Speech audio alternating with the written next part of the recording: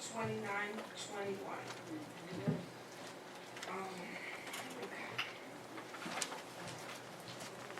And we begin.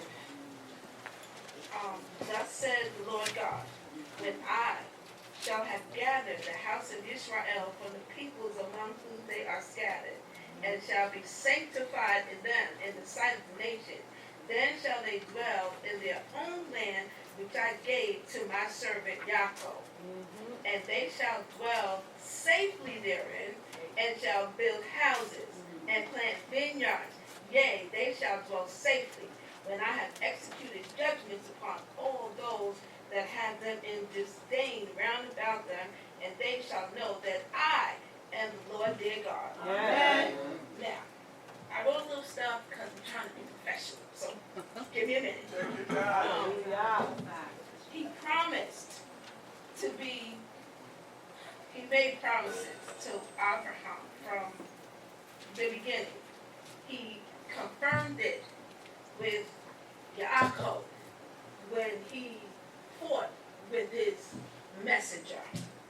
So he promised that they would, you know how you have someone, when we're kids. This is my example. When you're a kid, you say somebody beat you up or somebody bullies you, you say, I'm going to get my father. You know? So this is what, at this part to me, this is what Israel had to do. He saw that our problems, like he saw in Egypt, like he saw in our slavery here, like he sees in our situation now. He sees it. And all the things that are happening is because he sees it. We just have to maintain, persevere, and don't give up, because he is going to let our salvation be seen regardless, because his word is his word. Amen. In the 10th, chapter 29, in the 10th year, in the 10th month, in the 12th day of the month, the word of the Lord came unto me, saying, Son of man, set thy face against Pharaoh, Donald Trump, the king of Egypt, and prophesy against him and against all Egypt, saying, speak and say, Thus said the Lord God, Behold, I am against thee, Pharaoh, king of Egypt, the great dragon that lieth in the midst of his rivers, that he has said, My river is mine own. I have made it for myself. That means you can't take no credit. You poured all that water, you did all them things, you're doing all these things, but you still don't own the credit. I have put hooks in thy jaws, and I will cause the fish of thy rivers to stick unto thy scales. I will bring thee up out of the midst of thy rivers, and all the fish of the rivers shall stick to thy scales, and I will cast thee into the wilderness. Now, he always gives credit in his infinite mercy that he puts his accolades out for reference. For instance, his creation, his power, his anger, and lastly, his compassion and love. We have to take all of that consistently into consideration, because for all the things that we did, he could have said, forget it. Let me do something else, because, it's not working how I thought that it was going to work out. Thee and all the fish of thy rivers, thou shalt fall upon the open field. Thou shalt not be brought together, nor gathered. To the beasts of the earth and to the fowls of heaven have I given thee for food. And all the inhabitants of Egypt shall know that I am the Lord. Amen. They have been a staff of reed to the house of Israel. Now, if you don't understand that means they've been a thorn in our side. They've burdened us like they burden us to this very day. They have to make up for that. He promised. Don't worry about it, but they're going to make up for that. Amen. When they take hold of thee with the hand, thou dost break, and rend all their shoulders. When they lean upon thee, thou breakest, and makest all their loins to be at a understand. Therefore, thus said the Lord God, behold, I will bring a sword upon thee, and I will cut off from thee man and beast. The land of Egypt shall be desolate and a waste, and they shall know that I am the Lord, because he has said the river is mine, and I have made it. Now, in layman's terms today, all the lynching, shooting, jailing, unprecedented C-sections when they were hanging us up on trees shall be turned. Everything they own will be on display so that they will become a mockery to the world, because his awesomeness,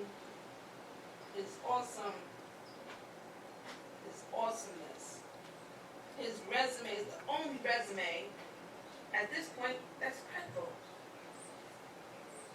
All our resumes that we write every day, I got all these bullets. He only needs one. I am the creator. Everything is because of me. So, therefore, behold, I am against thee, against thy rivers, and I will make the land of Egypt utterly waste and desolate, from Migdol to Syene, even to the border of Ethiopia. No foot of man shall pass through it, nor foot of beast shall pass through it, neither shall it be inhabited for 40 years. Now, 40 years is a long time. But, as I think of it now, I could say, I remember 40 years ago. And it's like, it's here already. I'm just saying. I'm working on my next 40, but we're not going to talk about that right now. Okay? We will no longer be that oak tree that everyone abuses. He has awoken, and he has come to protect us. Amen. With a vengeance unseen. Like, I read the parasha, as they call it, and I read it, and I read it, and then I read this, and then I read it, and I read this, and Egypt went through a lot. I mean, I'm ready to cry because Egypt went through a lot.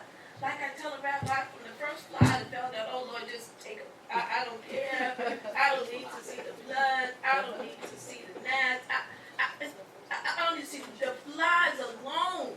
I would say, go ahead, go. Just take them, do what you're going to do. I'm good. I'm good. But, you know, as people, we need proof. We need examples. We just need a lot, because what we can't see with our eyes, sometimes we can't imagine in our mind, and we have to learn to be more open. We have to open ourselves to a lot of things. We have to, in order to be able to forge forth and keep building as we are going. So, chapter 30. Oh, I missed something. Sorry, I forgot. And then, wait a minute. Here I go. So thus said the Lord God, at the end of 40 years I will gather the Egyptians from the peoples, whither they were scattered, and I will turn the captivity of Egypt and will cause them to return to the land of Patros, into the land of their origin, and they shall be there a lowly kingdom. Now, we know about that, so I don't have to explain that. It shall be the lowliest of kingdoms, neither shall it be any more lift itself up above the nations.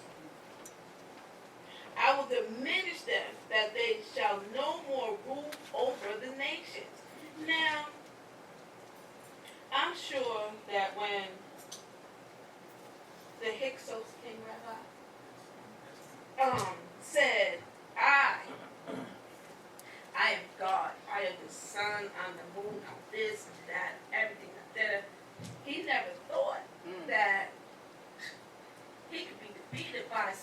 nothing unseen.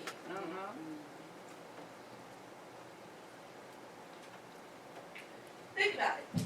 Now, I'm trying to hurry up. I'm going to hurry up, I promise. But think about it. You are there. Like they show in the movies where the poltergeist, how the poltergeist slings you, flings you, hits you, drags you. It makes you crazy. And you're doing all these things you call the exorcist people to get rid of the stuff, and yet it might stop for a second because they're standing like when the car broke, go to the mechanic. That happened, and it doesn't do when the mechanic, as soon as you leave, the car still does the same thing. Right. Imagine that. Imagine.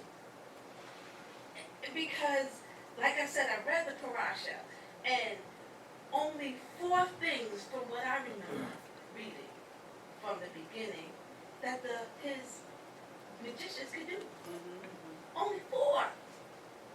There was 10. Only 4 could they perform. And he's like, see, Anyway, and it came to pass in the 7th month and the 20th year, in the 1st month, in the 1st day of the month, the Lord came unto me, saying, Son of man, Nebuchadnezzar, king of Babylon, caused his army to serve against Tyre. Every head was made bald, every shoulder was peeled, and yet he had no wages nor his army from Tyre for the service that he had served against it.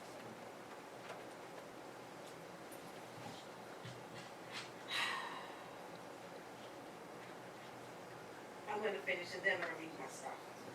Therefore, thus said the Lord God, Behold, I will give the land of Egypt unto Nebuchadnezzar, king of Babylon, and he shall carry off her abundance, take her spoil, take her prey, and it shall be the wages of his army. If no one watches army movies, Gabet, Naimia, pillaging is a terrible thing, right? Yes, it makes the whole nation, people, state feel very, very bad. It's really disheartening. So let's keep imagining. I have given him the land of Egypt as his hire for which he served, because they wrought for me, saith the Lord God. So he said them, beat them up some more. They already got beat up back then. Now you're going to beat them up some more. Like, come on. That's like you have to fight 12 people in a game. 12. You don't beat up the person, the head guy. But he's big guy. Now you got to beat everybody to the littlest person to prove yourself. And sometimes that beating is wearying. It really is. But in that day, I will cause a horn to shoot up unto the house of Israel. And I will give thee the opening of the mouth in the midst of them, and they shall know. Right now. They shall know that I am the Lord. Amen. So now, at the end, no one can ever can take credit for that which Elohim has made. Amen. And get away with it. Amen.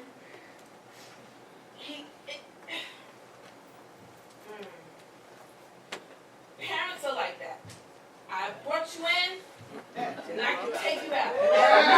Than anyone else, because they won't be as kind to you as I would. Act 2, Scene 1, enter Nebuchadnezzar. The Creator then gave him the carte blanche to pillage and beat Egypt up yet more, because Daniel may have been in his midst at his time and gave him the writings on the wall. I could be wrong. I'm not too sure. I didn't do all that reading. But at the final bell is that he who was, is, and always will be is King, Creator, Owner, and Possessor of all that is. Hallelujah.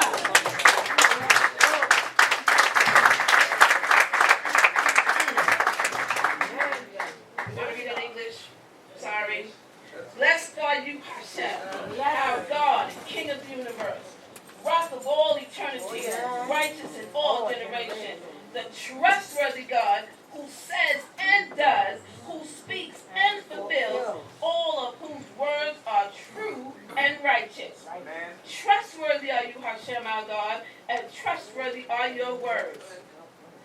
None of your words is turned back to its origin unfulfilled. Amen. For you are God, trustworthy King. Blessed are you, Hashem, the God who is trustworthy in all his words. Amen. Have mercy on Zion, for it is the source of our life. To the one who is deeply humiliated, bring salvation speedily in our days. Blessed are you, Hashem, who gladdens Zion through her children. Gladden us, Hashem our God, with Elijah the prophet your servant, and with kingdom of the house of David, your anointed. May he come speedily and cause our heart to exult. On his throne let no stranger sit, nor let others continue to inherit his honor. Amen. For by your holy name you swore to him, and his lamp will not be extinguished forever and ever. Blessed are you, Hashem, shield of David. For the Torah reading, for the prayer service, for the reading of the prophets, for this Shabbat day, that you, Hashem, our God, have given us thankfully and gratefully for your holiness and contentment, for glory and splendor. For all this, Hashem, our God, we gratefully thank you and bless you. May your name be blessed by the mouth of all the living, always, for eternity. Blessed are you, Hashem, who sanctifies the Shabbat. Amen.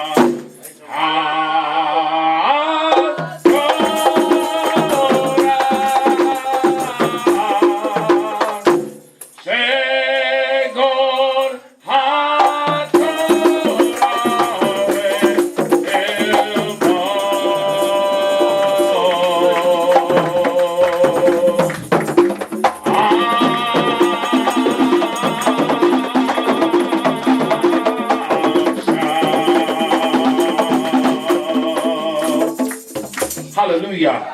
Giving all praise and honor to the King of the universe. Blessed be his name. Please be seated. We give thanks to the Most High God because he's good, he's kind, and he's gracious. And I want you to know that I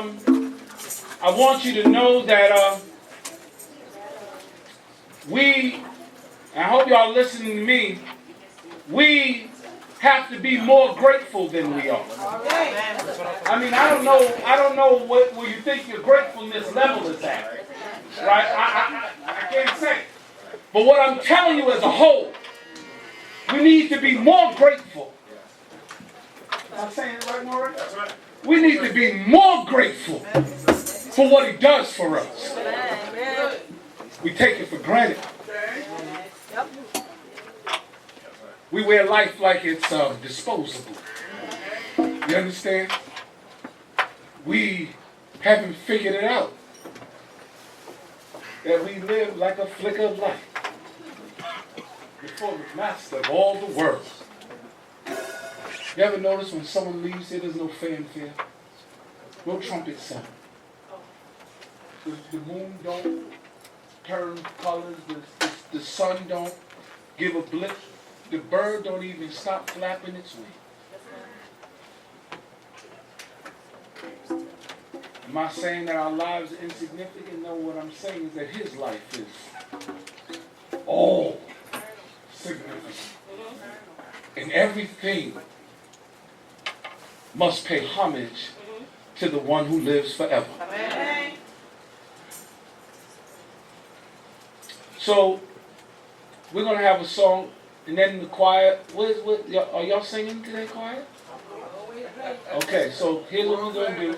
We're going to let the choir sing. Do y'all sing when we do it out? No, that's what we're going to do. The choir is going to come sing now. And then, because here's the only reason. I got more control over them back there. So I need for y'all to come up and we're going to sing now. And then after that, we'll sing a song, then we'll go into our lesson for the day. I am very pleased and honored to have in our midst the Moreh Yeftahk and Dahn from Beth Kakmad Da'at Ubina. I think that's such a powerful name. I don't like it. That's just my personal opinion. Huh? I'm just, you in total agreement? I feel good. Because that's a whole lot in the mouth. You know what I mean? So we give thanks to the Most High God. Because we're moving forward. What I need for you to know is that you remember this saying, today is the first day of the rest of your life? Yes. It seems cliche. Yes. But it's the truth. Today is the first day of the rest of your life. Oh, yeah. So what are you going to do with it? With all of the things that you learned, with all of the things that he shows you, with all of the grace that he puts into your midst, with all of the stuff, sometimes we get so bedaubed we can't see the graciousness of God. But I need for you to stop sometimes and do what the old people told us to do and count your blessings. See, this is what it does. Let me tell you what counting your blessings does in the midst of the problem. While the choir is coming up, they listening to me, but I need for them to be coming up here. While the choir is coming up, I'm saying counting your blessings does something. It changes your perspective in life, right? When all of the things are surrounding you and befalling you and laying heavy on your shoulder. Oh, yeah. When you start saying, well, he woke me up this morning. Oh, yes. My feet still work. My hands still work. My eyes still work. My ears, they doing okay. You understand? What my knees, I feel pain in my knees. You know what I mean? I can feel it. You know what I mean? I'm trying to tell you, I go downstairs and I open my Frigidaire and there's stuff in the refrigerator. There was a cover for me to cover up with last night. I could turn up my heat, right? You hear me what I'm telling you? So what happens is that as you count the blessings, all that other stuff begins to diminish in your mind. You begin to recognize that his grace outsurpasses your folly and your foolishness. So we give him thanks and we give him honor. And I present to you the Beth Elohim choir who will do whatever it is that God puts on their heart and mind to do. Shabbat Shalom Aleichem.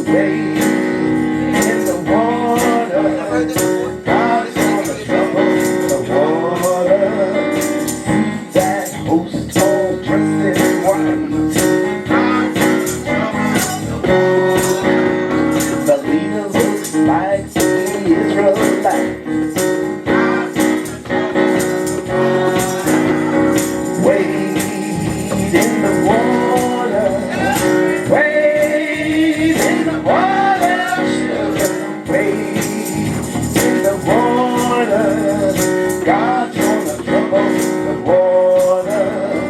See that band all dressed in red. Looks like the band that Moses played. Wade in the water. Wade in the water, children. Wade in the water. God's gonna trouble the water. Look over yonder, what do I see? I hear Hashem talking to me.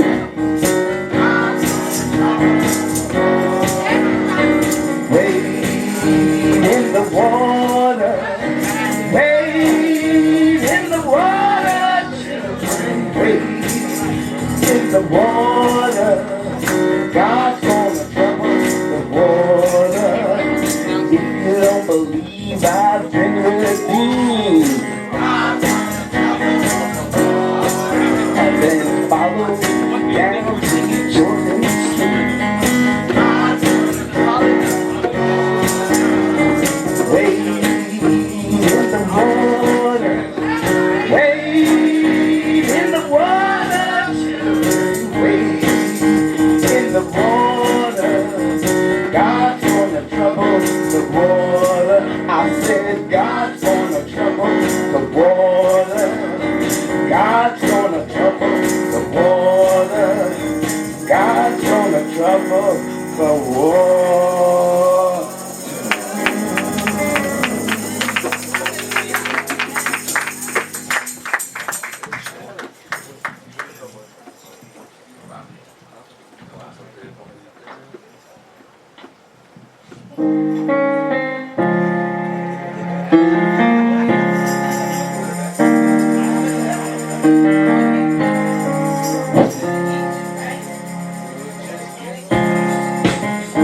Israel, how y'all doing?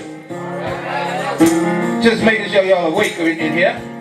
I mean, I can't see y'all being asleep after Baruch and Moreh spoke and our sister did a beautiful thing and we have the Haftorah Reading. So, all right. So now, what we want to know now: are you ready? Are you ready? Hashem's ready to take us. Are you ready to go with him? All right, now. Here we go. Here we go.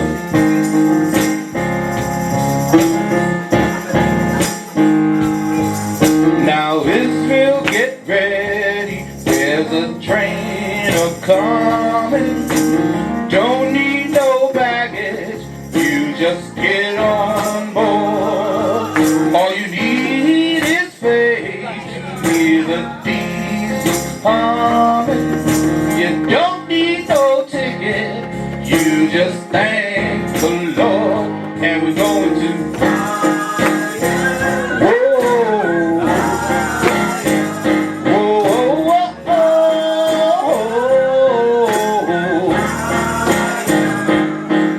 Now Israel, get ready, there's a train to Jordan, it's picking up passengers from coast to coast. Faith is the key, open the doors and portals. There's always room for them that love the most, and we're going to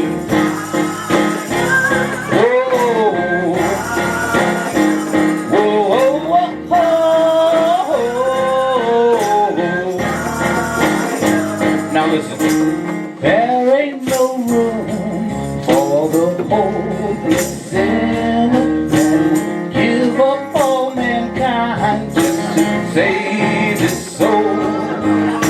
And every day, yes, their chances will thin, 'cause there's no hiding place from Hashem's throne, and we're going to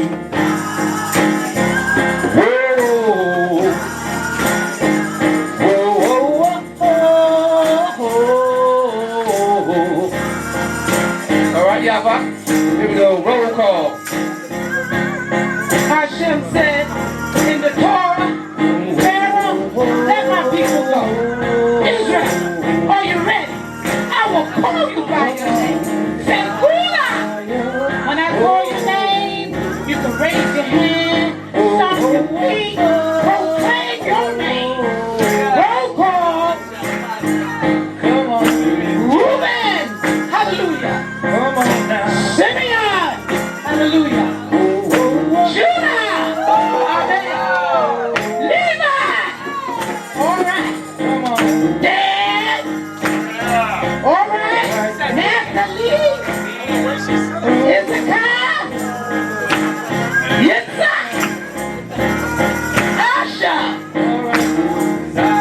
Joseph in the house. Oh yeah. Benjamin, Ephraim, and Manasseh. Where's Israel in the house? Your name is Israel. Hallelujah. Get on board. God, you gotta be ready. When you call Israel, you ride. Say Gula. Are you ready to go? Are you ready to go? I am. Are you? Are you? Get more now. All right now. Now Israel, get ready. There's a train coming. Don't need no baggage. You just get on board.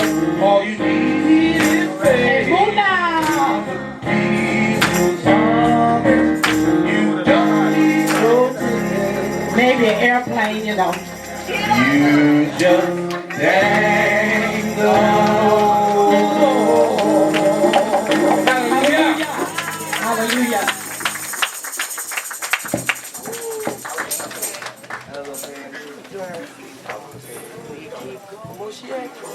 Hallelujah. Giving all praise and honor to He who lives forever.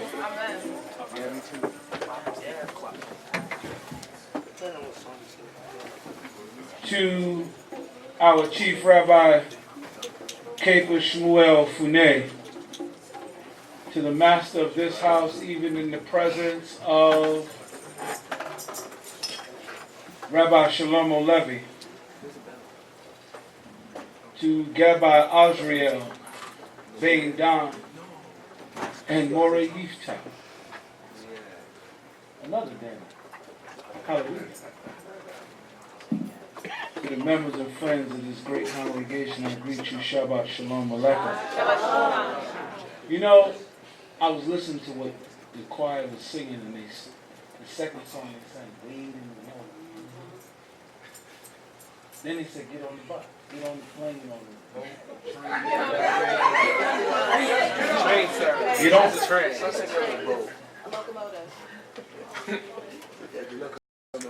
What I want to say to you is this. I was thinking about, as they sang Wade in the Water, what that was really about. We were in shadow sleep. And we needed, there was some of us who couldn't, to the peril of our life, stand it anymore.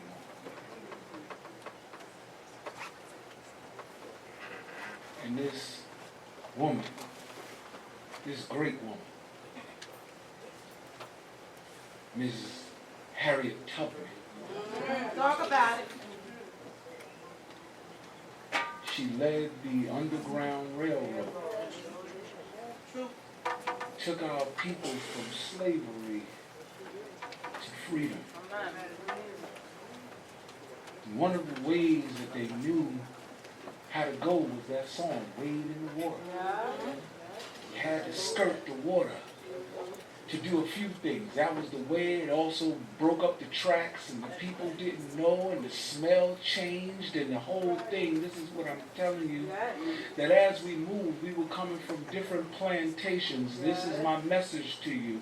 We were coming from different plantations. There were different scenarios, different massacres.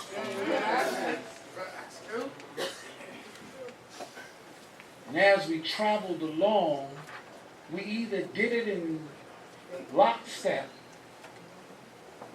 or we endangered the lives of everybody on the railroad. So when she said, you know, be quiet, there was not time for discussion about whether or not you should be quiet. Right. Or whether or not I feel like it. Right. Or whether or not you my mama. Oh. The reality was that you had to be quiet in order to get out. Because God was providing and He was instilling and He was making sure that there was a way out. Sometimes Israelites, we miss it. Because we're so enthralled about coming to the knowledge of God, coming to Torah, that we miss the point. And sometimes we don't look at those as part of the redemption of the living God. Because if you ain't figured it out, that's what it was. Oh, yes. He had begun the redemption even before He told you your name. Yes. He was making pathways so that the chief rabbi could walk in here and take hammer and nail and build a place that we could worship God. That happened because Harriet Tubman walked the water. Yes. That happened because of Sojourner Truth. Yes. That happened because of the Dr. Reverend Martin Luther King. Yes. That happened because of El Hajj Malik El Shabazz, better known as Malcolm X. Yes. That happened because of our brother Nat Turner. Yes. That happened because there were people who stood up. There was Frederick Douglass, and there was our intellectuals and W.E.B. Du Bois. We had all of these things because Almighty God was preparing a way for us. And then He began to tap us all over the globe. Tap, tap. Time for you to wake up.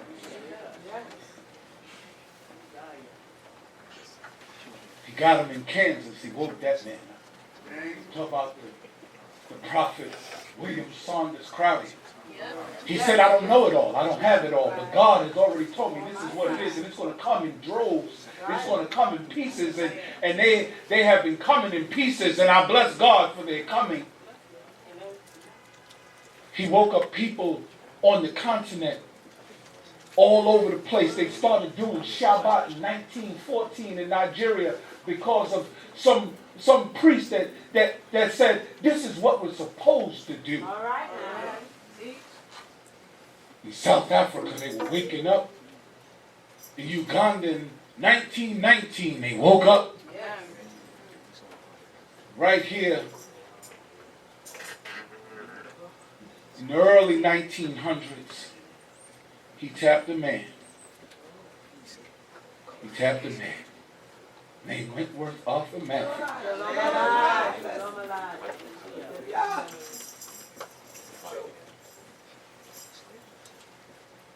We can't do it separated and apart. I need you. And I pray you need me. I need you. This is not about desire anymore. This is about we need one another. From one end of the globe to the other. But thank God He's allowed me to see and go places and see His hand and His mighty work. There is no stopping this. The only thing that you have to do is decide whether or not you want to get on board. Right? That's it. That's your decision. You're either going to get on board or you're going to decide not to. But we're going to do it together. Some of us are going to kill him. You realize that, right? Some of us will not do the together thing at the peril of our own death. And guess what? They used to say years ago, Zeba Shalom. What they were saying was Say Ba Shalom. my point is, if you won't get on board, and you don't want to be with the people of Israel, wherever they may be called, forgetting nomenclatures and forgetting all of these different arguments, your tie is this, your ZT is that, listen, you had better figure it out. That the Most High God is doing a work. We couldn't even say the same word the same way in ancient days, under our own sovereignty, without the captive being in the midst. We had different ways of talking and different ways of speaking. We had to learn to coexist. You better figure it out now. So please, before we go into this segment, please sing with me the song Unity. Pray that the Most High God will bless and keep us. Because without one another, we stand alone. You realize that? Alone is lonely. Alone and cold. We want to stand like we're mighty oaks. We ain't got no roots. We ain't got no branches. It's just us.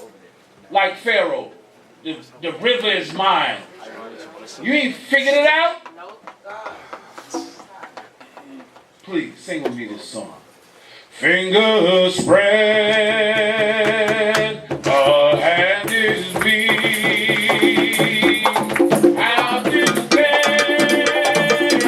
the strength you see.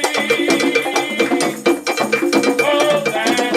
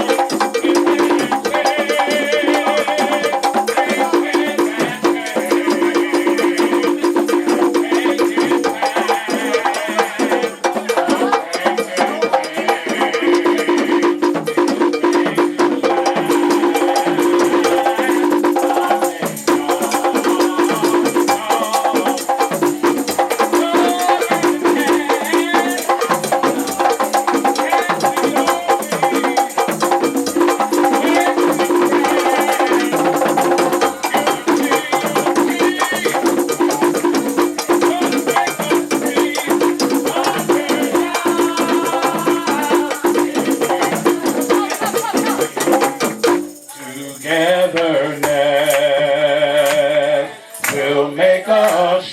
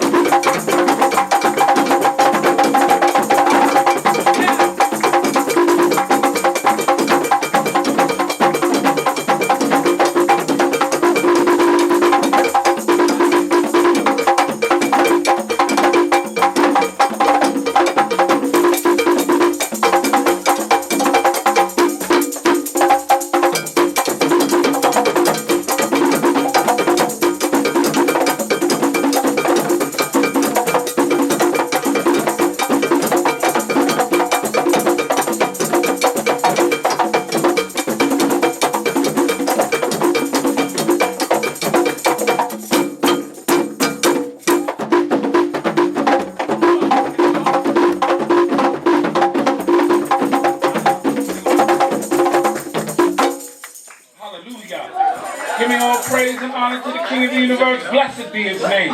Please be seated. We're going right in chapter 6 of Exodus in the second verse. And it says, and God spoke unto Moshe and said unto him, I am the Lord. And I appeared unto Abraham, unto Yeftahk, and unto Yaakov as God Almighty. But by my name was I not known unto them. So let's start there. Yes.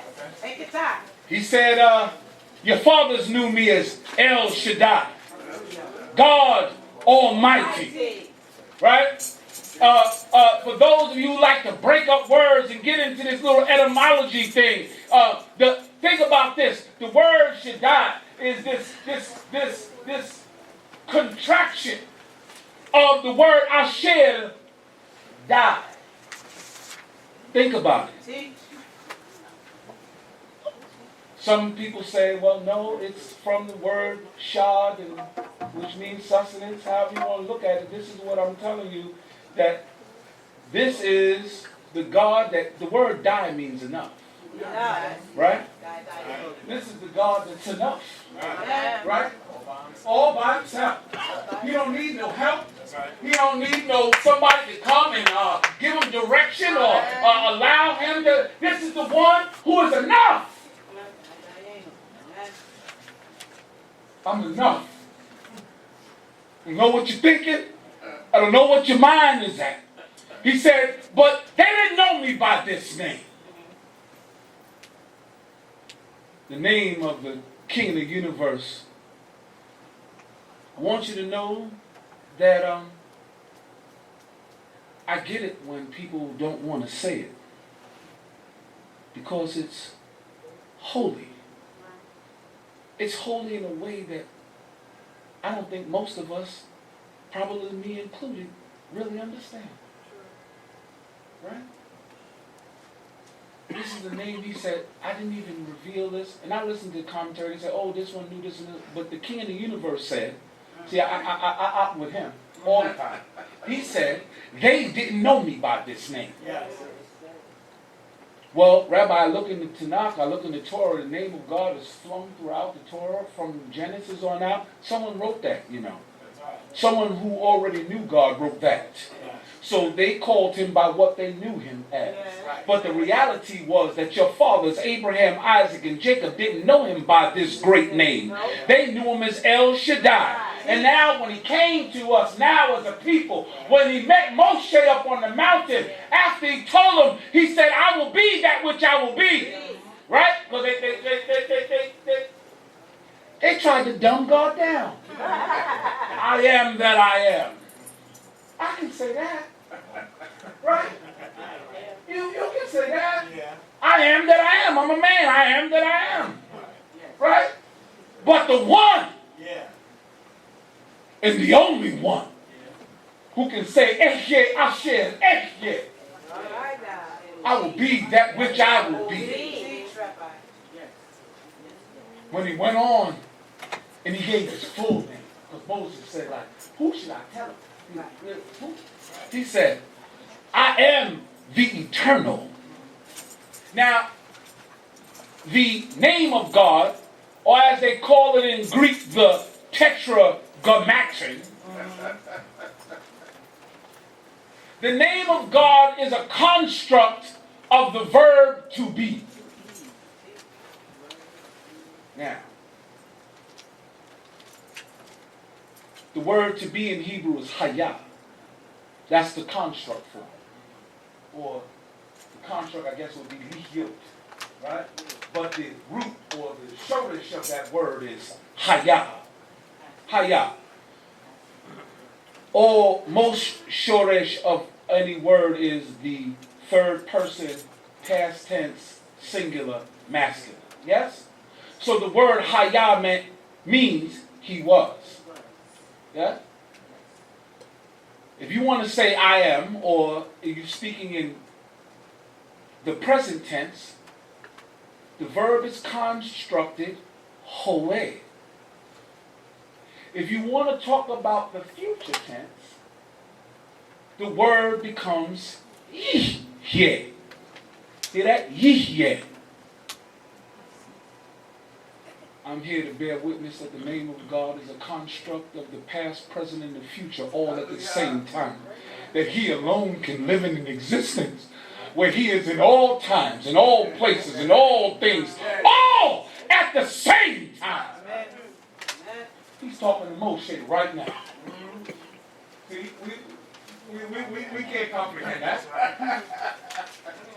This is the one who spans time, who sits above the circle of time, who owns it like you own the clothes on your back or the ring on your finger. Time has no effect on the Elohim. Blessed be his name.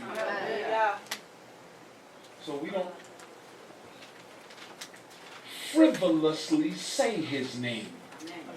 Now let me be clear about this, because I know there are different traditions, and this one says his name, this one doesn't say his name. But even if you are among those who say his name, let me tell you, there you had better have some caution to your mouth and to your tongue when you speak the name of the King. I don't know what you think or how you think, but you can't have his name in your mouth frivolously. You can't be cussing and fussing and then speak his name like he's in your... No, that's not this one. No. He said, don't take my name in vain. We're going to read that in a little while. He said, don't take my name in vain. You can't lie in my name. You can't use my name for frivolity. That word lashal means for vanity. He said, you can't do that with me. I am not common. Don't play with me. Listen to me. My mother's name is Ayalut. If you deliberately wrote my mother's name on a piece of paper and stepped on it, I'd have to bust you in your mouth. Do you hear me? I heard you. And that's just my mother. I don't want you to misunderstand that just. She's a great lady. She's a great lady. And a woman of God.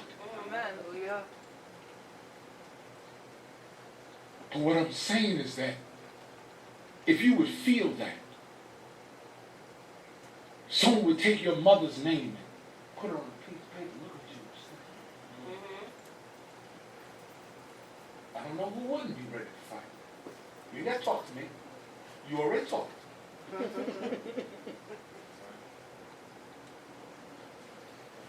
My mother trained us, you couldn't put the books in the chair. The name of God is in that book. You can't put it where your behind goes. You hear me? You can't speak it in frivolous conversations and at any old kind of thing. I'm taking time because I need to pull the name of God out of your mouth in frivolity. If you're going to be among those that speak it, you better know when you speak it. You better know how you speak it. You better know the company that you're keeping when you speak it. You better be in a clean and a holy place. You got to have your stuff ready. You have to be clean. You have to get yourself prepared in order to speak that great and holy name. I mean for you to know who he is. But he said, I give this name to you. And this is the short version. The long version is I'm the eternal, the God of Abraham, the God of Isaac, and the God of Jacob. He said, that's my name and my memorial forever.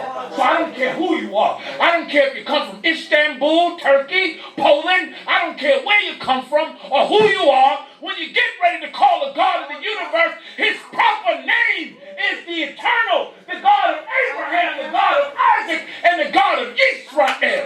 That's his name. He chose your fathers to annex their name to his very own. I don't know whether you get me. People talk about, I got a street named after me. That building named after me.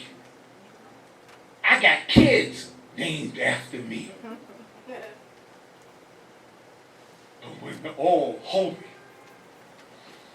the master of time and space,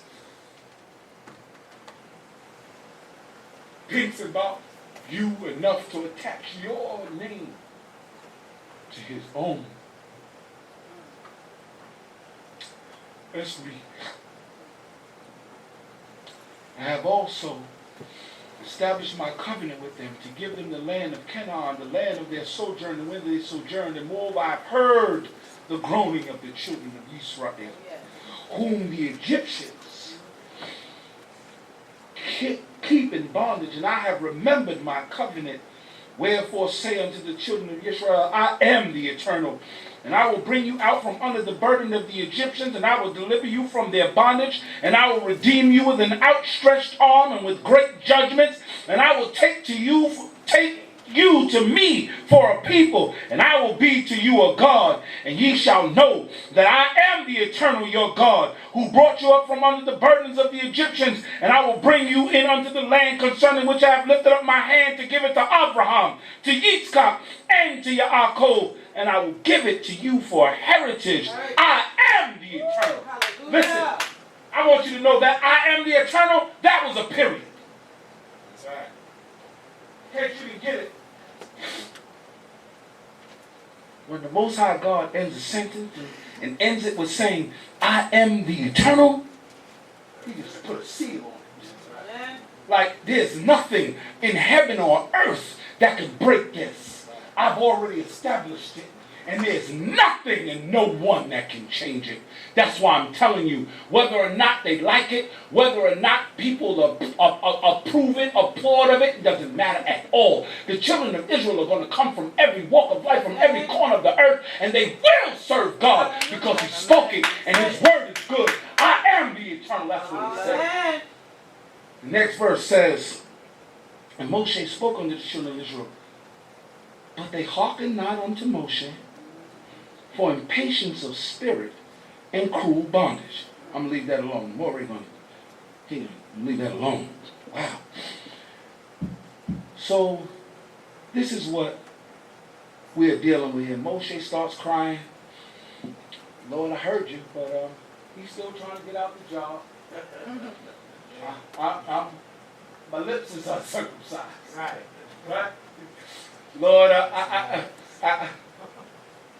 I'm here. Yeah, I came because you said come. I'm here. But if you don't mind, you can lift up somebody else. Yeah, that'll work for me. Right? This is the man talking to the master of the universe. And then all of a sudden, it goes on down and God told him to go in and go speak to Pharaoh. Here you go again. But my lips,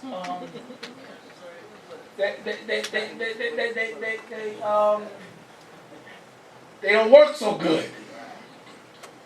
7th chapter, and it says, and the Lord said, see, I have set thee in God's stead to Pharaoh, and Aharon thy brother shall be thy prophet. I want you to hear that. The King of the universe is the only time in all of history that I've ever read where God has spoken to a man and said, I have made you God. Now I want you to hear that. God prepared him.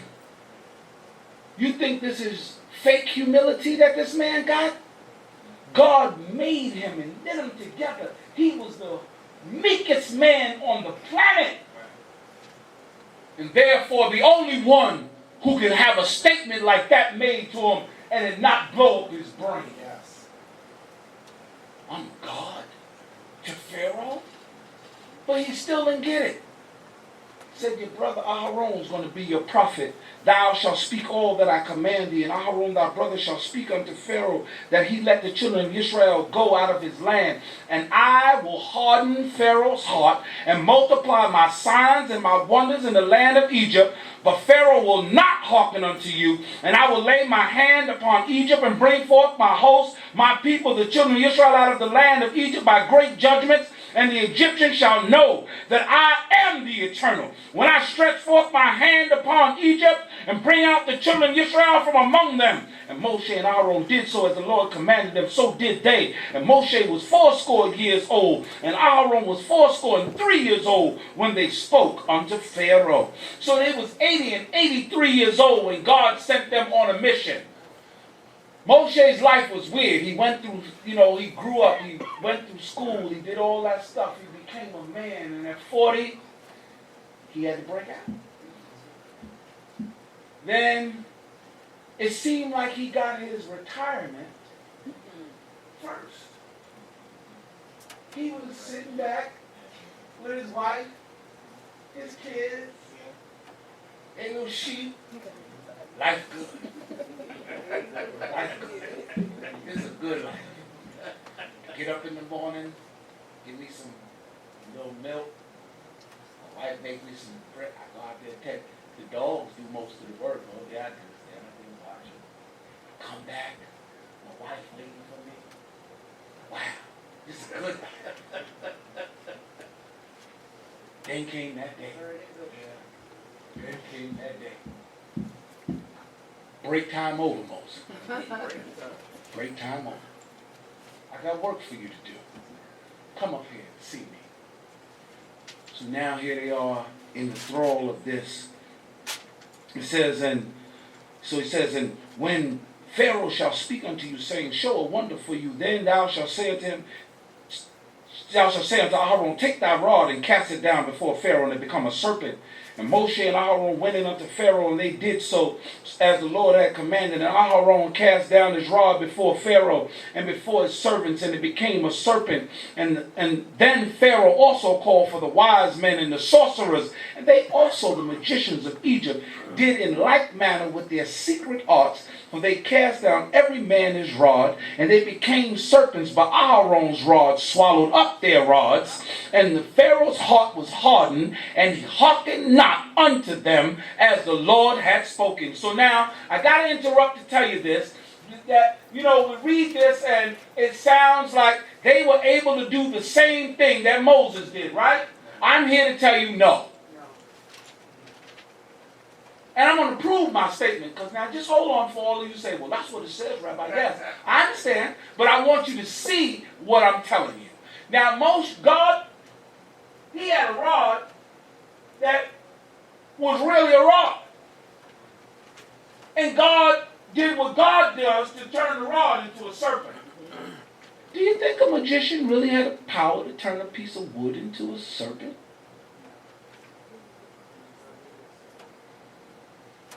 These were mesmerized snakes. They were enchanted, drugged, whatever they were, but they were rod-like. And when they threw them down, they woke up. I'm going to prove my point to you, so that you don't have to believe me, but I'm going to prove this point to you. So then, said the Lord said unto Moses, Pharaoh's heart is stubborn. He refuseth to let the people go. He said, so now you're going to go meet him out by the river's bank. And you're going to tell him to let my people go. Else I'm going to smite the waters. So that's what they did. They went and met him. They put out, Aaron stretched out the rod. Right now, Aaron's the main character here. Aaron stretching out the rod, the waters turn to blood, and everybody gets, crazy, the water turned into blood. But here was the real trick. Even in the vessels that they had already gotten the water from the river, the vessels had water in them from yesterday. And when God turned the water of the Nile to blood, the waters that was in the jugs turned to blood too. This was real power. So then the Egyptians found some clear water and they made it turn red. And they said, see, we can do it too. But why would you want to? Just think about that. How stupid is this? To prove that you have tower, you have no water. The trick would have been to turn the blood back into water. Turning water into the stuff that you can't drink don't help you, because now you're even more thirsty than you was before. So this is just not smart. Right? So because the waters now, and this is what I want to tell you, because science and scholars and academicians and everybody, this is my disclaimer. I believe in God. I believe in God like God said. I told you I have a new religion. It's my grandmother's bumper sticker. God said it. I believe it. And that settles it. That's it. That's the religion.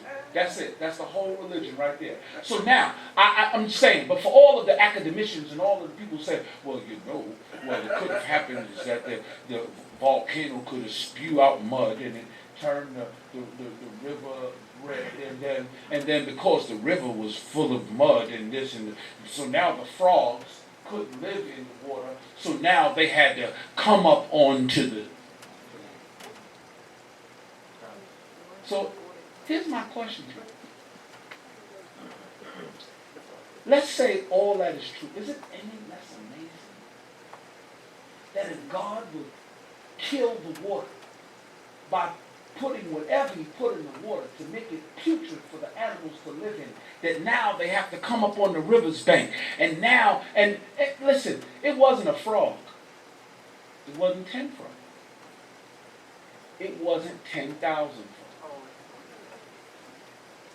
It was frog and little frog and bullfrog and croaking frog and squirting frog and tone frog and frogs and the frog of the frogs and king of the frogs and the queen of the frogs, all the frogs. Here's what I want to tell you. Can you imagine that? No. Can you imagine having frogs crawling all over your baby? Your little infants in the crib, your little 2-month-old baby and the frog climbing, and you know frogs, some frogs are slimy, right? And they got poisonous frogs, and they got biting frogs, and they got spitting frogs. They got all kinds of frogs. Frogs was coming, frog's mama was up on the thing. Frogs coming up out the toilet, frogs coming up out the, could you imagine frogs crawling up through your tub and through your, but this is what I want you to imagine. I want you to know that there was no place to hide and no place to run. The frog was coming after you. And now, after this, so now here come the frogs. And so now, after all of that, he said, so now Pharaoh called him and said, entreat the Lord for me, that he take away the frogs from me and from my people, and I will let the people go, that they may sacrifice unto the Lord. I'm in the 8th chapter, in the 5th verse. And Moshe said unto Pharaoh, have thou this glory over me? Against what time shall I entreat for thee, for thy servants and for thy people, that the frogs be destroyed from thee and from thy house, and remain in the river only? Wait a minute, hold on. Have this power over me. I'm Pharaoh. I'm being plagued by frogs. And Pharaoh says, tomorrow. Tomorrow? Shoot, all these frogs? Listen, no, if I was Pharaoh, I'd have do it right now. Yeah, right now. Go right outside. Whatever prayer you got, get them out of here now. But he's talking about, do it by tomorrow. You know why? Because Pharaoh was untouched. Pharaoh was sitting in a position where the plagues were happening around him, but they did not affect him, which further played into his delusion that he was God. Come on. That's what it was. Your God is doing this and look at me. You can't touch me. I'm Pharaoh. Okay. Let's go. Let's move right along. Let's move right along. So now, can you imagine what it was that Egypt smelled like when the frogs died? See, why am I bringing this up? Because I need for you to recognize what's happening. These plagues didn't happen day after day. These plagues happened over a course of time. It was almost a year before the whole plague system had run its course. And every time they had respite from the first plague, when they finally got to taste the blood out their mouth, when they finally get the thing, here comes the frogs. Here comes the after effect, the stench of the frogs. Can you imagine the disease that happened with the dying frogs all over, piles and piles of stinky frogs all over the country? This is God. So now he comes out and he says, but Pharaoh wasn't ready to give up. He says, the Lord said unto Moses, say unto Aaron, stretch out thy rod, and smite the dust of the earth, that it may become gnats throughout all the land of Egypt. That word is Kenan. And they did so. And Aaron stretched out his hand with the rod and smote the dust of the earth. And there were gnats upon man and upon beast. All the dust of the earth became gnats throughout all the land of Egypt. And the magicians did so with their secret arts to bring forth gnats. But they could not. And there were gnats upon man and upon beast. Then the magician said unto Pharaoh, this is the finger of God. We can't do that. We cannot turn things that are not living into living creatures. You heard me? You heard it, right? So, remember back there with them snakes? You ain't turning no snake, no sticking to no snake unless you are the God. You hear the word I used? The God. Nobody has that power but the God. Amen. That's why they said, this is the finger of God. This ain't no trick. This ain't no hokey, boo. I mean, this ain't that. This is the real God. Do you realize what just happened here also? Here's this word. Treason. Did you hear it? Pharaoh is now in his kingdom with his ministers looking at him, telling him that there was a God that wasn't him. That's treason. In a country where the king of the country is God. Right? So if you're telling me that there's a God and it's not me, you're a traitor. So now, they go along. Pharaoh's and the Lord said unto Moshe, rise up early in the morning and stand before Pharaoh. Lo, he cometh forth to the water. And say unto him, thus saith the Lord, let my people go, that they may serve me. Else if thou wilt not let my people go, behold, I will send swarms of flies upon thee, and upon thy servants, and upon thy people, and into thy house, and the houses of the Egyptians will be full of swarms of flies, and also the ground whereon they are. And I will set apart in that day. Now listen to this. And I will set apart in that day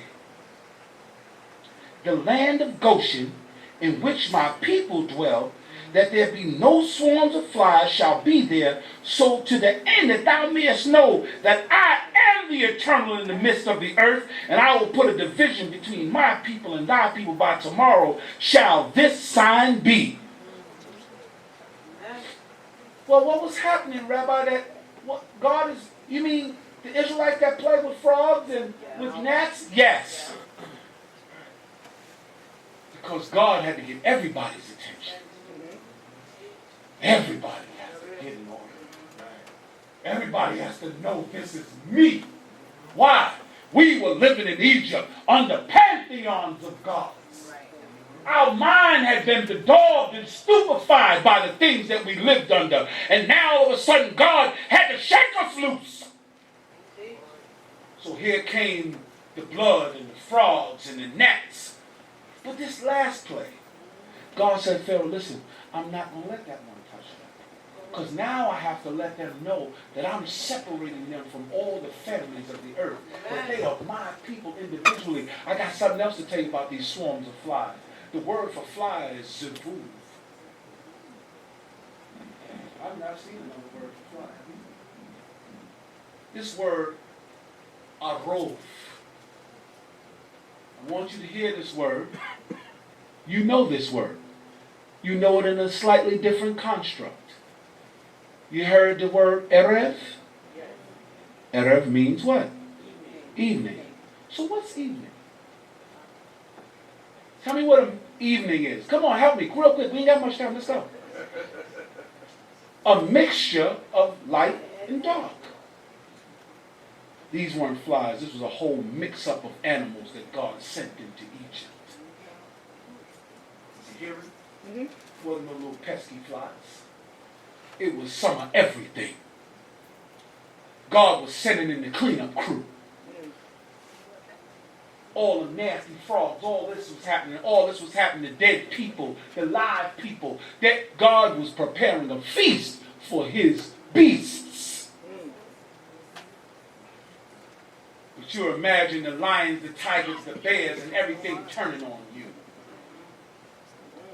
But when they got to Goshen, they looked to the left and looked to the right and said, not over here. You imagine seeing the animals come right up to the line and not crossing. So now, this is where we were, and now,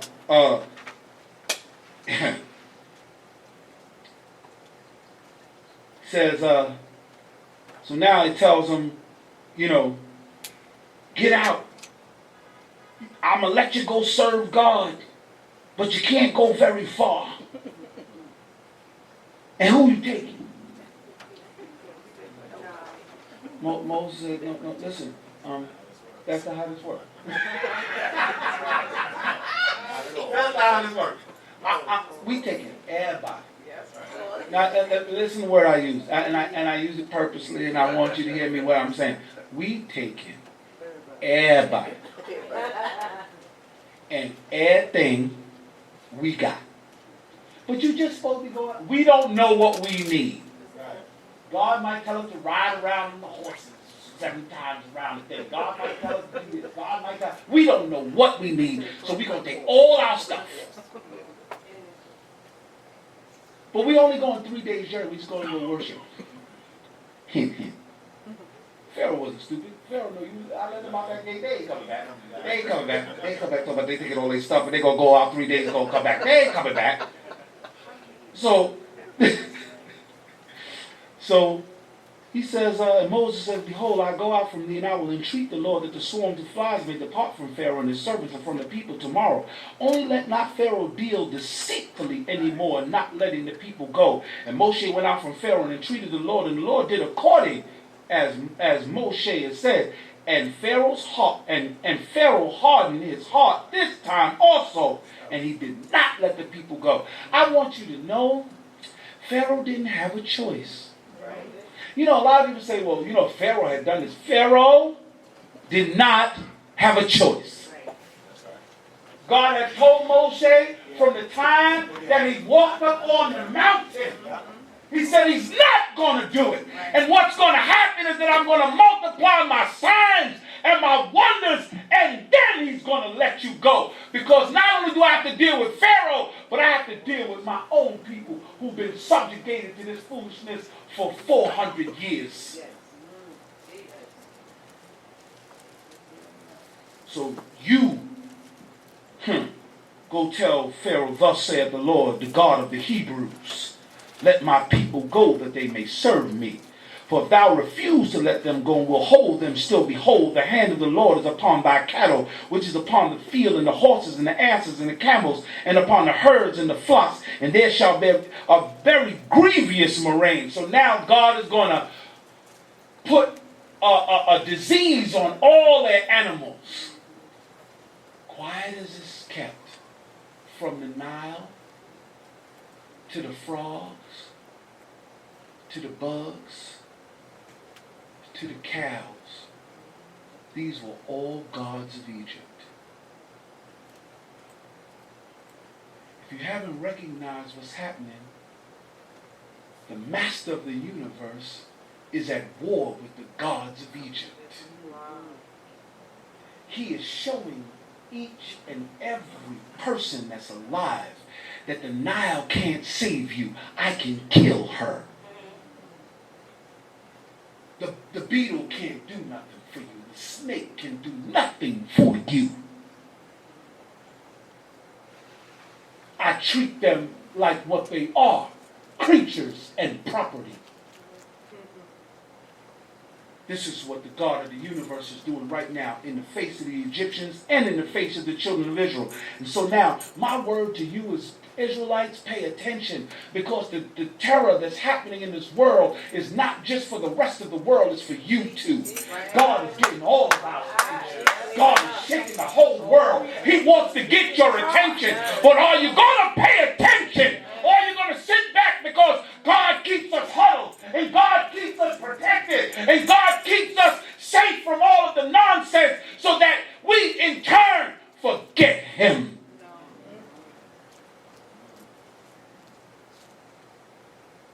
You're in a country right now that's on the precipice of war, and you don't even think about it. This whole country is on the precipice of war, and there's never been a war on these shores other than the civil war that happened in this country. Americans don't know nothing about war unless it's the soldiers. Soldiers know about war. I give my props to the soldiers. I give my props to the soldiers, and I don't care what war they're in. I give them props. I give them accolades. I walk past them, even if they thank you for your service. I appreciate it. Because I don't know nothing about war.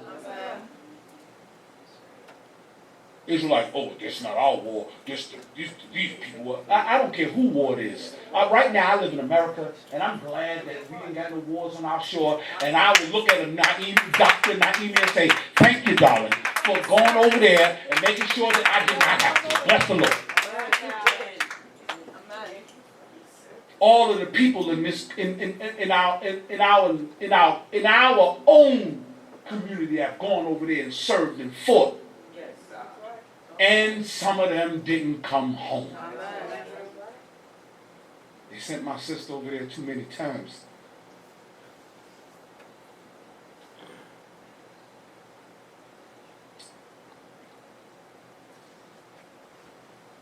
I was thankful.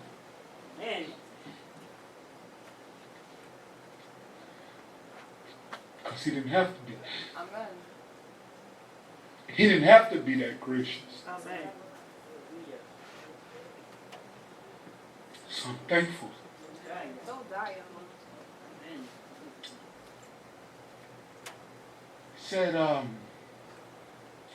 so now, Moshe now gets involved. He said, take a handful of soot, throw it up. And the marine happened on all over the animals. And all of them that were in Egypt died. You think a frog stink when it dead? What do you think about a horse and a cow? What do you think about them? Death, everything. Not in Goshen. Our cows were still moving. Our sheep were still bad.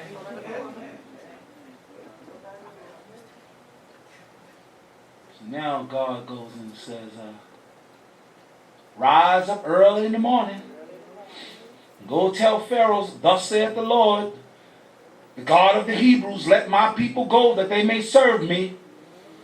For I will this time send all my plagues upon thy person, and upon thy servants, and upon thy people, that thou mayest know that there is none like me in all the earth. Surely now I had put forth my hand and smitten thee and thy people with pestilence. Thou hadst been cut off from the earth, but in very deed for this cause have I made thee to stand, to show thee my power, and that my name may be declared throughout all the earth. As yet exalted thou thyself against my people, and thou wilt not let them go. Behold, tomorrow about this time I will cause it to rain a very grievous hail, such as has not been in Egypt since the day was founded even till now. Now therefore send, hasten in thy cattle and all that thou hast in the field. For every man and beast that shall be found in the field and shall not be brought in the house, the hail shall come down upon them, and they shall die. He that feared the word of the Lord among the servants of Pharaoh made his servants and his cattle flee into the houses, and he that regarded not the word of the Lord left his servants and his cattle in the field. So now, this is what's going on. All of a sudden now Moshe says to Pharaoh, thus saith the Lord, this time I'm going to touch you. All right. I know you thought that you wouldn't get it. I know you thought you was untouchable. I know that you thought you was God. But thus saith the God of the Hebrews, here it come. And the hail fell. I know we city folks, but do folk y'all know what hail is? Hail is? This ain't hail. Y'all ain't seen no hail. Not in New York. You ain't seen no hail in New York. I'm talking about hail. I'm talking about hail. Golf balls, softballs, baseballs, hail. Can you imagine God sending down the ice balls with fire in them? What's that? Who's that? You put fire in the ice? It said, listen to how it described it. It said, and the hail came down and the fire flashed up. It wasn't like the fire was on the ground already. I'm talking about when the hail bust loose, the fire jumped out. Who is like God? Nobody. Pharaoh didn't know what to do with that. Pharaoh said, listen, he said, and Pharaoh sent and called for Moshe and said, I have sinned this time. I have sinned this time. The Lord is righteous, and I and my people are wicked. That was a moment of lucidity. A moment of sanity. He realized that God took him from under the spell and let him see with his natural eyes. And he looked and he said, oh God, I'm wicked. And then God said, oh, no, not yet. Don't fall now. No, it's not time to break yet. I still got more. Because what you didn't understand is that you started poking at the master of the universe. Hear this now. Nobody gets to poke at the master of the universe. I want to say, especially us. Did you hear me? Not including us. Especially us. Because you know how it is. If you have your children in the house and they have their friends over and something goes wrong that shouldn't have gone wrong and the children all standing there, you know what you're doing as a parent? You look at all the children, but you're looking at yours because they already knew better. Right. They already knew that it wasn't, you didn't allow jumping on the couch. That the jumping on the couch made them fall over and knock down your grandmother's china in the closet because they thought it was all right to jump up and down on the couch. You probably wasn't supposed to be in that room. Okay. So when you get there, we on live TV, right? So when you get there, hear me? You're looking at yours like, Watch when they leave. oh. What I'm trying to tell you is that the God of the heaven and earth, we are his children. Amen. So especially me and you. Stop poking the bear. Hear me?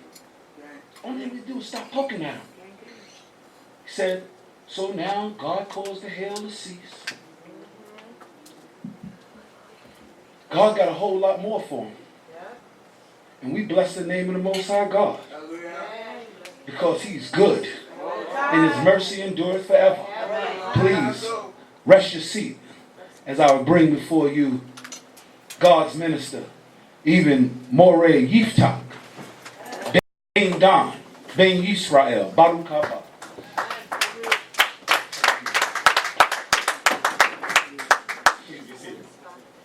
Honor and praise to the Most High God in heaven and earth. Even the God of our forefathers, the God of Abraham, the God of Yitzchak, and the God of Israel. I bid you all in the tongue of our forefathers. Shabbat Shalom Lakem.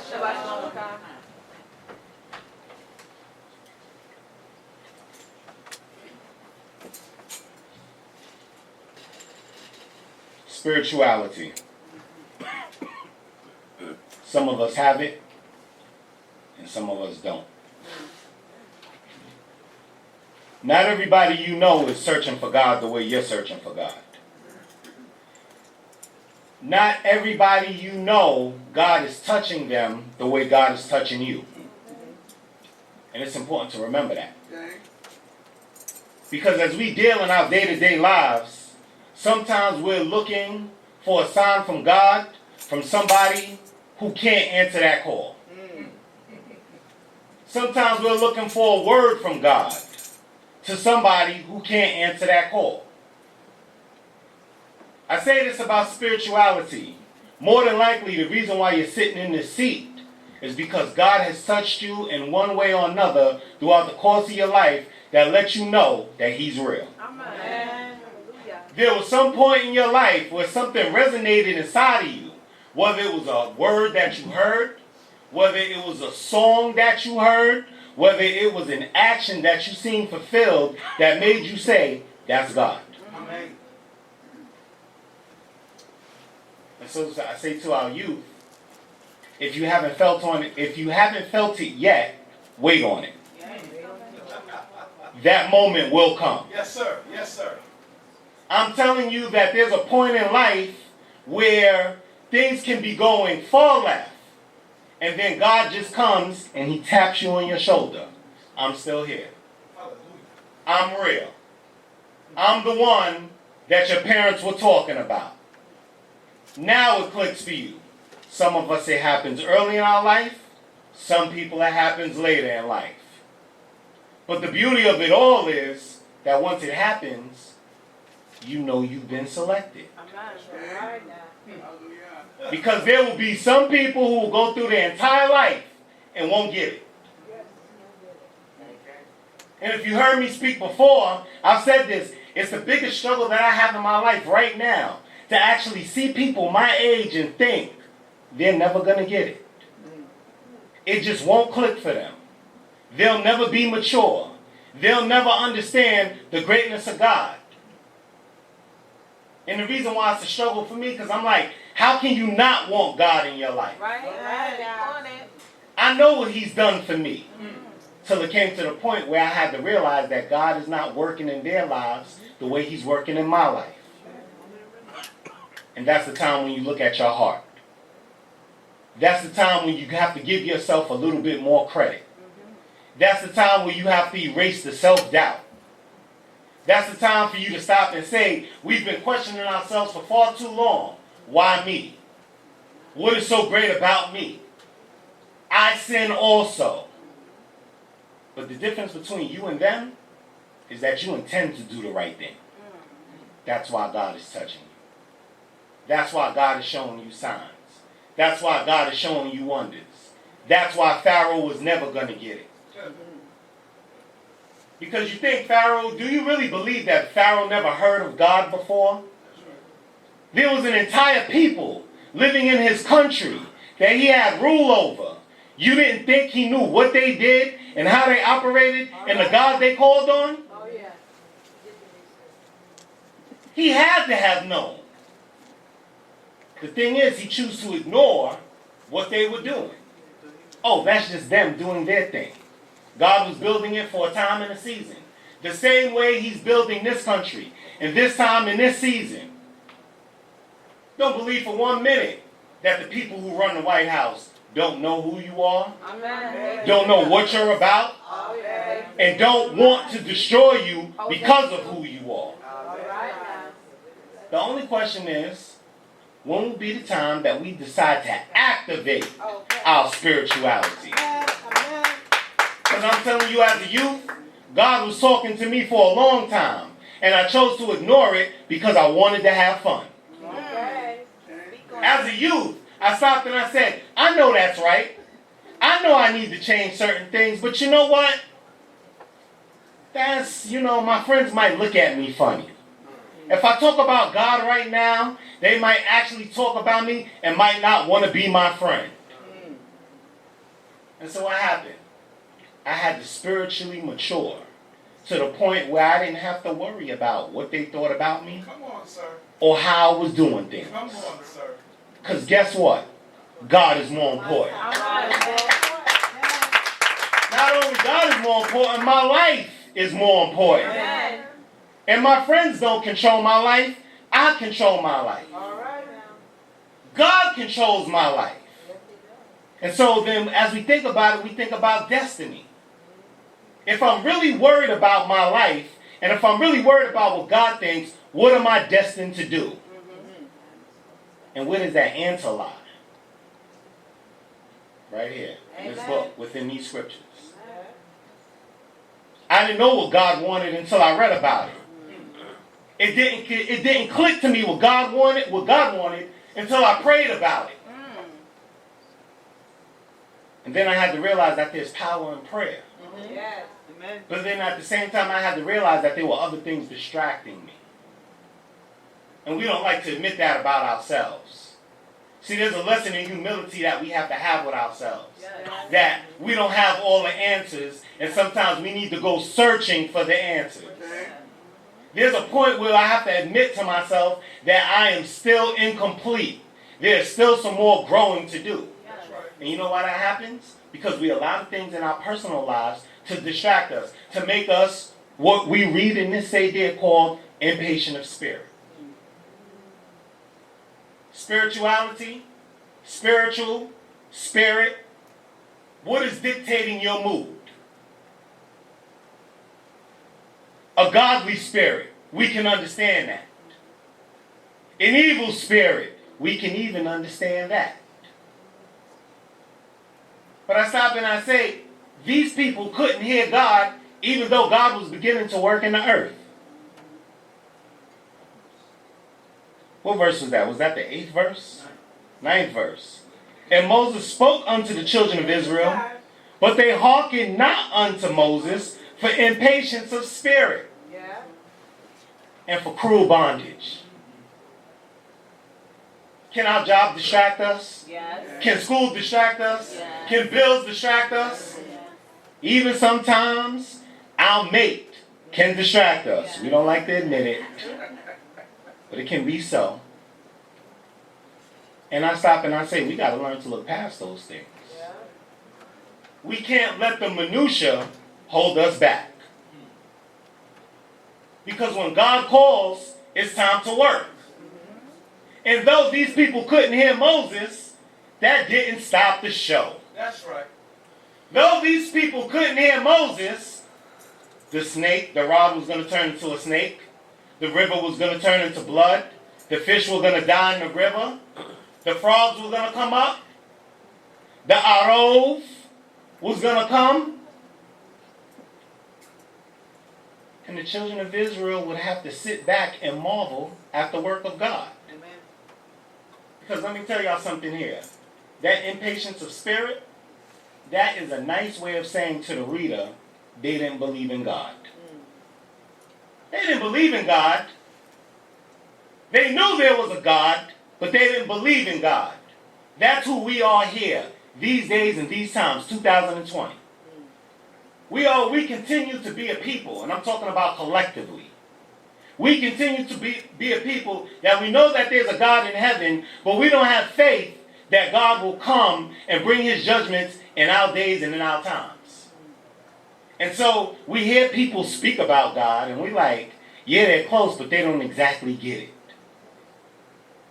And we hear people and they invoke the name of God, right? You hear people use frivolously. You sit down and you're like, if you really knew God, you wouldn't say God like that. You wouldn't say his name like that. You'd have a little bit more reverence for the name of God and for how you call upon God and how you present yourself before God. And so when I talk about this impatience of spirit, I want us to understand this. We can have health issues that will make us doubt God. We can have death that comes in our life that will make us doubt God. And when I say doubt God, I'm not talking about that now all of a sudden you don't believe that God is there. You doubt the fact of what exactly is happening in your life and how you should move forward. And I'm here to tell you today that when that doubt comes, that's not the time to run from God. That's the time to get closer to God. That's the time for you to increase your prayer. That's the time for you to increase your works. That's the time for you to sit down and think about the things you've done wrong and the things you've done right. And do you owe God a little bit more? How many times have you actually said to yourself, I can give God a little bit more? I'm not talking about your money. I'm talking about your works. I'm talking about when you extend yourself to your brother or your sister. When you stop and you say, I'm going to do this for this person, not because that's what they want me to do, but because that's what God wants me to do. They were worried about the bondage, and the bondage was about to end. They couldn't figure it out. They were distracted. We worry about our jobs as if the job is going to be the thing that causes us to survive. But who causes us to survive? Who feeds us? Who clothes us? Who gives us the children? Who gives us the houses that we live in? Who allowed us to have this place of worship? I'm telling you, I've been a lot of places. Not everybody has a place of worship. You leave New York City, and you'll see the blessing that we have here. You can go multiple places and find people that actually call upon God. We don't know what it's like to go someplace and stop and say, oh, nobody around here knows God? Nobody. And so I say that because the things we argue about, the point of Torah, you know, the minutia that I was just talking about, we make these big arguments. Come on. As if there's not a bigger end all to this whole thing. We have yet to become a people of vision. See the end of the road. Don't think about just you. Think about your family. Think about your future generations. Not only your grandchildren, but your great-grandchildren. And the great-great-grandchildren that you may or may not be around to see. But you know that you laid the foundation for them to serve God the way He would want to be served. And so that starts with me and you. That starts with us. I say this all the time when I'm at work. Around here, we do things peacefully. We're not going to argue. We're going to learn how to talk to one another. Because that makes all of our days be better. Right? We have to take that same approach when we come to be amongst one another. We can laugh and joke. As I'm on social media, I see them laugh about it on social media and make memes about it. There's that one person in your family that gets into it with everybody. You got one of those? I got one. I think I got a few. So then he's like, are we really proud of this moment? The impatient of spirit. We don't have to worry about what's happening around us. We just have to worry about how God wants to deal with us. So as I close out, I say this. We dictate the happiness in our life. You dictate who's going to make you mad, who's going to make you sad, who will make you feel loved, who will make you feel hated. Why? Because you allow who comes into your circle. don't just apply that for yourselves. Teach your children about that. Teach your friends about that. And don't let anybody ever break your bond with God. All right. Whether you believe what I believe, whether you accept what I accept, whether you dress how I dress, or whether you move how I move. It's all right. I'm here to serve God. I'm embodying Abraham. I'm that person that when I come around, you are a prince and a judge amongst us. Be a king. Be a queen. Be a prophet. Be godly. And give God the honor and praise due unto his name. Hoping and praying that you got something out of what I said. And that the Most High God found these words acceptable to be spoken before his people, as I bid you all in the tongue of our forefathers. Shabbat Shalom Aleichem.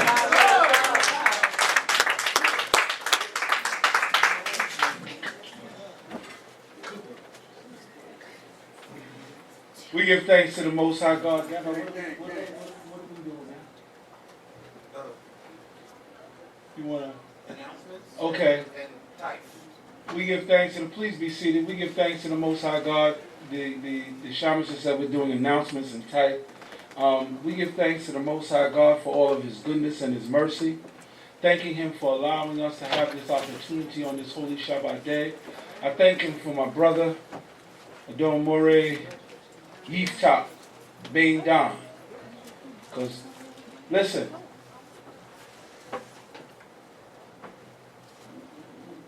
we got to work it out. That's right. And you got to make your friends see it. And I got to make my friends see it. Yes. And you got to make your friends see it. That we got to work this out.